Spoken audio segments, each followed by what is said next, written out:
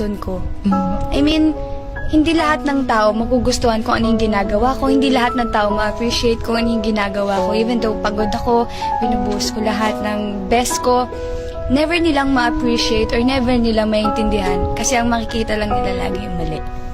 So, I don't need validation from other people because I love myself and I have my own family to validate me. Hindi, totoo yan. And marami naman nagmamahal sa akin. Hindi ko kailangan i-please yung mga tao na gustuhin ako, intindihin ako. Though, siguro, may nagagawa talaga akong mali na hindi gusto ng nakakaramihan. And I'm very sorry for that.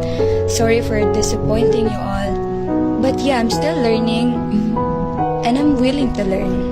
Starting ngayon, wala na kayong makikita na, hindi na kayo makakita ng kahit anong bad sa akin. Siguro, yung mga inaano kasi sa akin from my past.